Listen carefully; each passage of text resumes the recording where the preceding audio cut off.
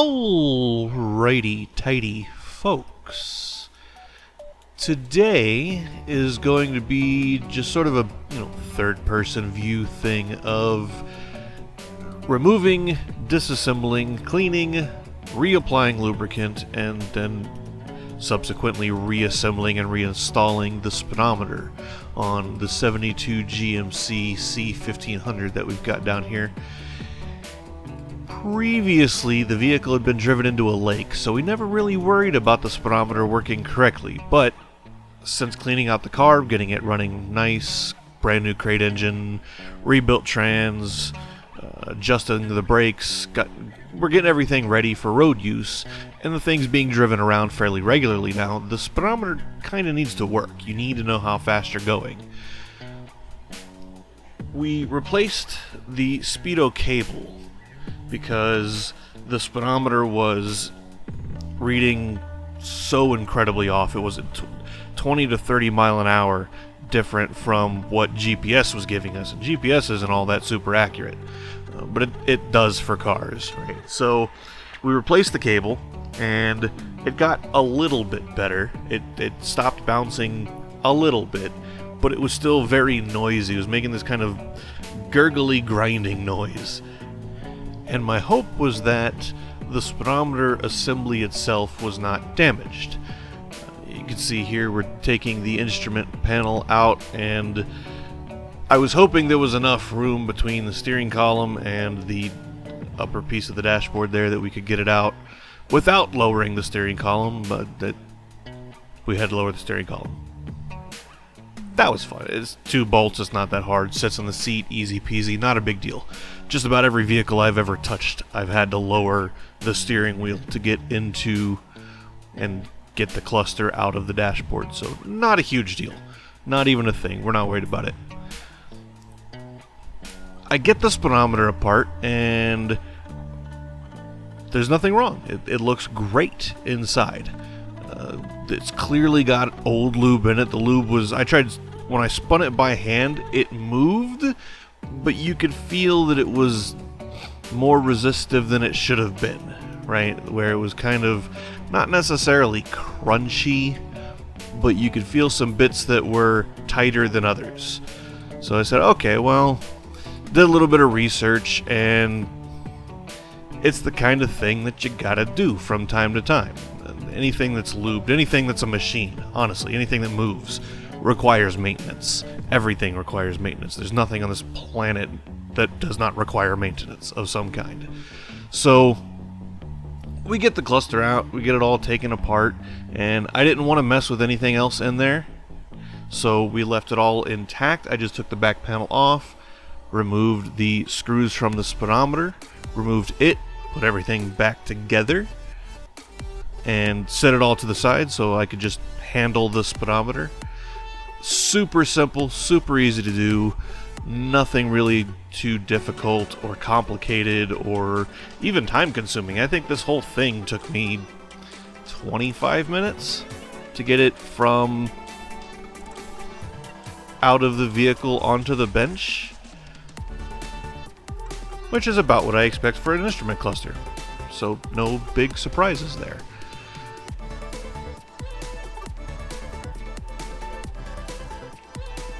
This was very interesting. A lot of places online say to be very, very careful, obviously, with the Speedo needle because it's old and it's plastic. And old and plastic typically means brittle. Everybody online says, don't use a screwdriver to pull it off because you will break it. Like, they always put it on all caps and everything, and it's whatever. They say, make sure you do it with your fingers and your... Clearly, fingers work. I tried it with my fingers. I was like, okay, well, if I continue trying this with my fingers, I will snap the needle off the hub. So, you do it the simple way. 2 screwdrivers with equal force.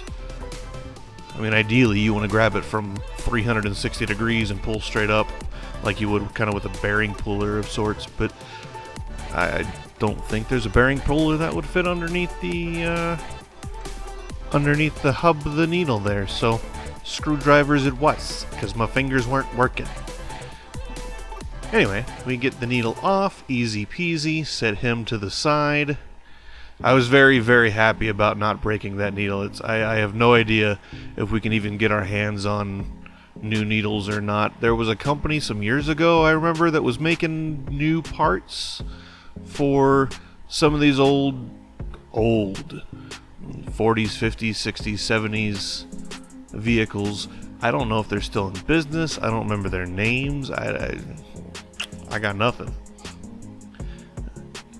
Regardless, we got it all apart, easy peasy, and I stripped it down as far as I felt was reasonably necessary to enable me to clean the mechanism without damaging any of the paint or the plastic parts or any of that, because that was my major concern in cleaning this thing. Was I was going to be using brake cleaner.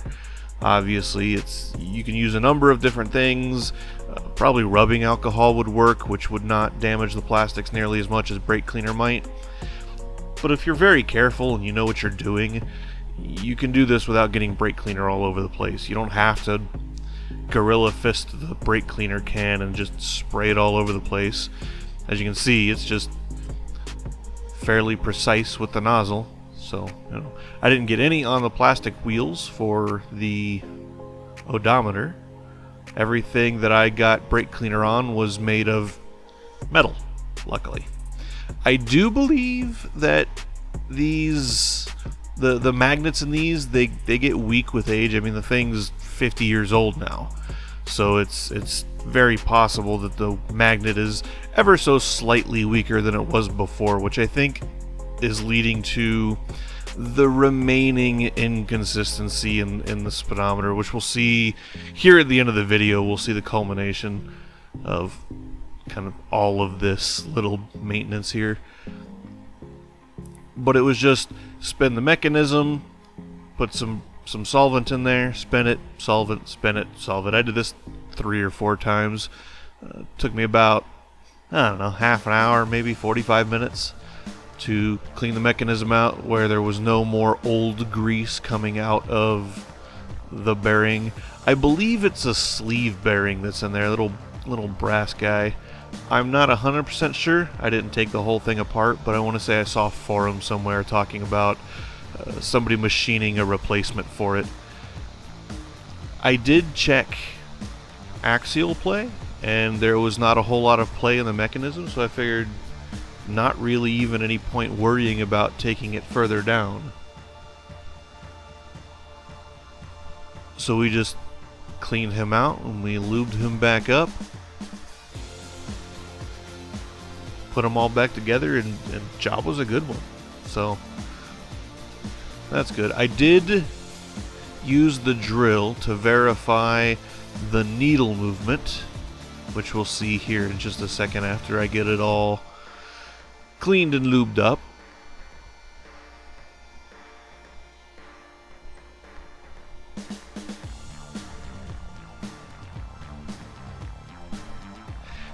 And I do have to say, I think it came out looking pretty good, if I do say so myself. It's all factory parts from 1972. Well, it's a 72 model year, so the parts were somewhere from 69 to 71 when they were manufactured, very likely. So regardless, 50-year-old parts. Cleaned all the dust off of them and wiped the front plastic face of the gauges off, and they cleaned up pretty nice, which, so long as you don't abuse them, most of this stuff tends to do. Most of the time it's just a nice layer of sticky dust that's all over these things. And you clean that off with a little bit of elbow grease and maybe some Dawn, and it usually cleans up pretty good.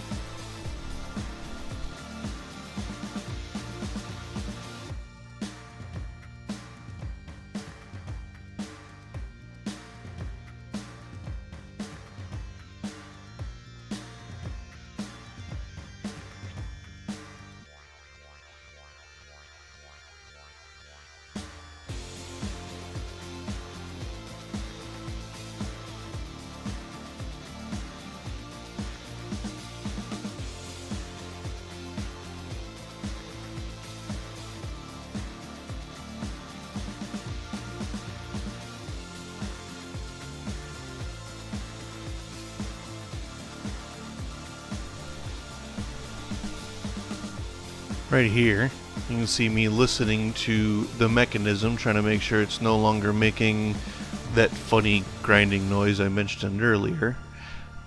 Put it in the drill, spun it up a little bit faster than I could do by hand, and as far as I can tell, there's no more noise. It was very likely just some dust, some debris had gotten into the bearing mechanism, and if left to continue for however many more years, because I know the owner would never ever pull this thing apart to clean it or lube it, very possibly could have destroyed the speedometer. But we got to it early enough and got it cleaned up, got it re-lubed, that, like I said, there's no play in the bearing, and after cleaning it and lubing it, there's no more noise. So that is very, very good for me. I was going to say us. That's very good for us. But no. That's very good for me. Because if and or when it breaks in the future, guess who's going to be the one driving back down to Arizona to fix it? Yeah, that's right. Me. It's always me. Which I guess speaks to, I don't know, people's faith in my abilities in particular. My buddy, he left some of his vehicles not to rot, but he left some of them less maintained than they could have been for a number of years. I've been gone for 7 years. So he's left some of these things alone and not touched them, waiting for the day that I would come back and fix them. I don't know if that's smart or not. I mean, thanks for the business, I guess. But I have a buddy in Michigan that keeps trying to get me to go up there and tune his mud trucks and help him build, big old mud trucks and race cars and motorcycles. That's all beside the point. Here, we can see me playing with what I thought was actually really cool.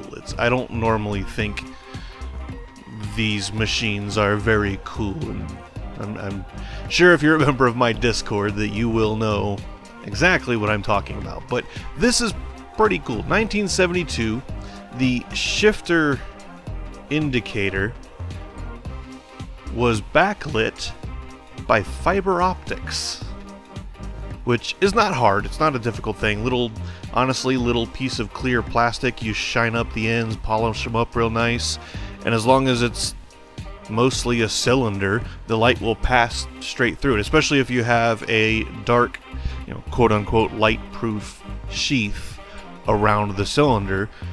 The interface between the two materials themselves will help the light travel down the cylinder to the other end. It won't be perfect necessarily, but it's fiber optic technology nonetheless, which is kind of nifty. I was not able to, I didn't have the tools or the time to be able to polish up the end as much as I would have liked. So the indicator is very, very dim. At some point we need to pull both sides of it out, but I believe pulling it off the back side of the shift indicator requires pulling the steering wheel off and pulling the turn signal switch housing apart. I could be wrong on that. I didn't look too closely at it. Somebody feel free to correct me in the comments, actually, if it's a lot easier than that. You can see there, using some electrical contact cleaner and a little plastic nylon scrubby brush there, clean up the connections. They weren't bad. Funnily enough, it drove into a lake. I don't know if I've said that before or not, but he drove it into a lake. He had bad tires on it. He had a boat behind it. Go down the boat ramp, and we all know exactly how that goes. So it went up about midway the transmission. He didn't drive the whole thing into a lake. But I imagine there was some moisture in the cab because the rocker panels had previously been rotted out already because it's 50 years old and stuff like that happens.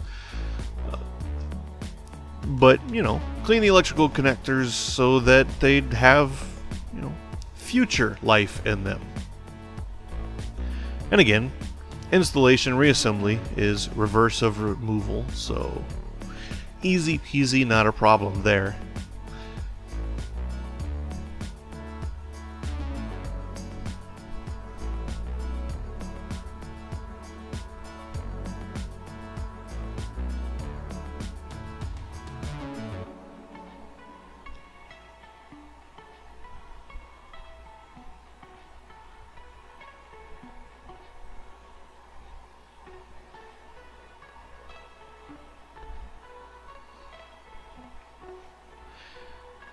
And I will say that removal and installation of this instrument cluster was a heck of a lot easier than some other ones I've dealt with before. Dodge, Chrysler, junk. Anyway, here is a phone video because that's all I could get in the vehicle behind the wheel. Driving up a hill so I could make it move slower. Apologies for the reflection and you can't really see it very well. It was hard enough holding a phone between the steering wheel and the dashboard. I can't imagine trying to do it with a normal camera. You can see there's a little bit of funny business around 50 miles an hour there, but it's infinitely better than it was before. So for now, job's a good one. We still have some work to do, but as always, if you found any value in this video, don't forget to like it, subscribe it, crank it, and rip it, and we'll see you in the next one.